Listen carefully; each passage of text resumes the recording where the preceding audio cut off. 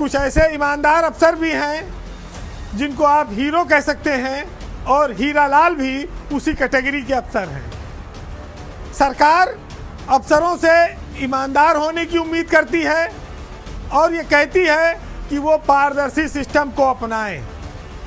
इसकी हिदायत रोज जाती है, लेकिन अफसर सरकार की नीति पे अमल करे तो मंत्री की आंख की किरकिरी बन जाता है।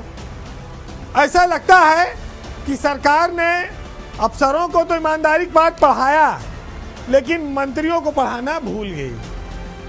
अब मामला उत्तर प्रदेश के सहकारिता विभाग का है, जहां के मंत्री हैं जेपीएस राठौर, और मंत्री की नाराजगी के चलते कोऑपरेटिव विभाग में तीसरी बार एक सीनियर आईएएस अफसर को हटाया गया है। रजिस्ट्रार के पद से हटाया गया है और उस पद पर थे हीरालाल। ये कोई पहला मौका नहीं है जब मंत्री जेपीएस राठौर की अपने विभाग के रजिस्ट्रार के साथ नहीं बनी है।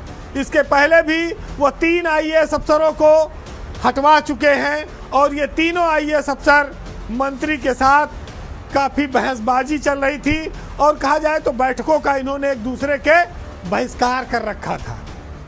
सरकार के सामने चुनौती यह है कि वो एक हटा के दूसरा देती है, उससे मंत्री की ठन जाती है, दूसरी जगह तीसरा आता है उससे ठन जाती है, और चौथा आता है फिर ठन जाती है। तो एक के बाद एक लोग पद गंवा रहे हैं और विभाग की हालत दिन ब दिन खराब होती जा रही है। महत्वपूर्ण तथ्य इसमें एक चीज और है कि जेपीएस राठौर ने जिन तीनों रजिस्ट्रारों को हटवाया उसमें मात्र बीएन सिंह एक ऐसे भाग्यशाली अफसर रहे जिनको सरकार ने और उससे महत्वपूर्ण पद ट्रांसपोर्ट कमिश्नर के पद पर बैठाया। बाकी सरकार मंत्री की सिफारिश के अनुसार बेहद अफसरों से नाराज रही और उन्हें संट कर दिया। बीएल मीना आज पिछले 1.5 साल से किनारे हैं, उद्यान विभाग में एसीएस बने बैठे हैं। हीरालाल को भी नाराजगी के बाद एकीकरण जैसे महत्वहीन विभाग में सरकार ने भेजा है। तो रजिस्ट्रार का पद उत्तर प्रदेश में अफसरों के लिए एक अभिशाप की तरह हो गया है।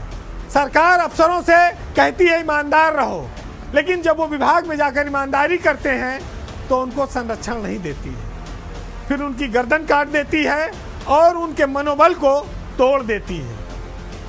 ब्यूरोक्रेसी में पिछले दिनों तबादले हुए जिसमें हीरालाल को रजिस्ट्रार पद से हटा दिया गया है, उन्हें राष्ट्रीय एकीकरण का सचिव बनाया गया है, जिसको ये माना जाता है कि सरकार जिससे नाराज होती है उसको इस महत्वहीन पद पर भेज देती है। ये सजा का पद है जो अफसरों को दिया जाता है। 45 दिन में हीरालाल ने ऐसा क्या कर दिया कि उनको कोऑपरेटिव विभाग से हटाना पड़ा। बताया जाता है कि 3000 सोसाइटियों में कंप्यूटर खरीदे गए थे जिनका इस्तेमाल नहीं हो पा रहा था ठीक से, और इसके बाद सरकार चाहती थी कि 3000 और कंप्यूटर खरीद लिए जाएं, जिसको हीरालाल ने मना कर दिया। मतभेद इसी कारण आए। रजिस्ट्रार मंत्री की बैठक में नहीं जाते थे, ये भी एक 45 दिन में खेल शुरू हो गया। तनातनी का एक माहौल आ गया, विभाग में पैदा हो गया था। ऐसे में मंत्री ने अपनी शक्ति का फिर प्रयोग किया और हीरालाल को हीरो से जीरो बना दिया। जिस अफसर की ईमानदारी पर उसको इनाम मिलना चाहिए था उसको सजा दे दी गई और उन्हें एक मृत प्राय विभाग में भेज दिया गया।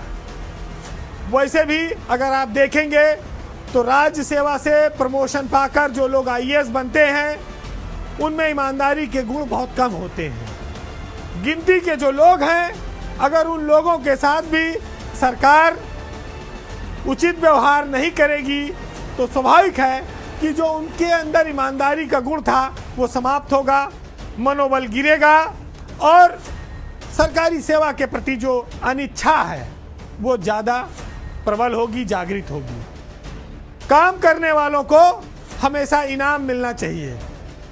अगर किसी की नाराजगी किसी से है तो सरकार को चाहिए उसको दूसरे विभाग में कर दे, लेकिन उसके सम्मान का पूरा ध्यान रखे, क्योंकि ये सिर्फ एक अफसर का मामला नहीं है, इससे पूरे कैडर को एक मैसेज जाता है, निराशा छाती है।